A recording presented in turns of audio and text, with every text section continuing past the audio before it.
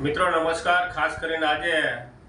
એટલા માટે આપણે લાઈવ થયા છીએ કે મીડિયા દ્વારા કે હળવદના નગરપાલિકા વિસ્તારના ગુજરાત સરકારના જે માનનીય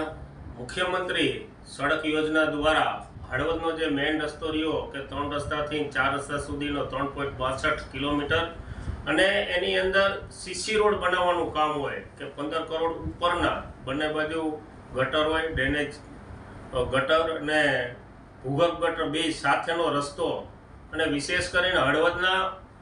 લગભગ વિસ્તારના 19 સીસી રોડ હોય કે બ્લોકનું કામ હોય કે કોમન પ્લોટને ફેન્સિંગનું કામ હોય તો વિવિધ યોજના દ્વારા આ 1 તારીખ સુધીની અંદર તમામ કામનું ખાતમુહૂર્ત કરવામાં આવશે। અને વિશેષ કરીને જે હળવદની એક માંગ હતી જે કે મેઇન રસ્તો જે ધૂળિયો એવો થઈ ગયો તો જે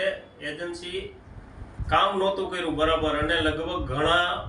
વર્ષો પછીના અંતે ગુજરાત સરકારે આ માંગ સ્વીકારી છે અને એને અભિનંદનને પાત્ર આપણા ધારાસભ્યો હોય કે સંસદ સભ્યો હોય કે સંગઠનની ટીમ હોય એની અંદર મંડળના પ્રમુખથી માંડી જિલ્લાની આખી ટીમ હોય, ધારાસભ્યો હોય કે સંસદ સભ્યો એને અભિનંદન દેવા થાય કે આજે આ કામનું જ્યારે અમે ડિક્લેર કરતા કે આ કામ ટૂંક સમયની અંદર કે 1 તારીખ સુધીની અંદર આ કામનું ખાતમુહૂર્ત થવાનું છે મિત્રો। તો 3 રસ્તાથી 4 રસ્તા હોય, 19 રસ્તા એવા છે કે જે 7 વોર્ડની અંદર જુદા જુદા વિસ્તારની અંદર 19 ઉપરના સીસી રોડ છે અને લગભગ 4 થી 5 એવા પેવર બ્લોકના રસ્તાનું કામ છે અને જે કોમન પ્લોટ છે એને ફેન્સિંગનું પણ કામ છે મિત્રો। તો આવનારા દિવસની અંદર જે આવડો મોટો ભારે વરસાદ ચોમાસું જતા જે પ્રજાની જે માંગ હતી હળવદની શહેરીજનોને સુખાકારી વધે એ માટે ભારતીય જનતા પાર્ટીના તમામ કાર્યકર્તાઓ અને વિશેષ કરીને અભિનંદન ગુજરાત સરકારને આપવાના થાય કે જે આ માંગ હતી મેઇન રસ્તો જે મોટી રકમવાળો એ ગુજરાત સરકારે મુખ્યમંત્રી સડક યોજનામાં લઈ અને એક હળવદ નગરપાલિકાની માંગ સ્વીકારી છે અને આપણે 1 તારીખ સુધીની આસપાસ આપણે આ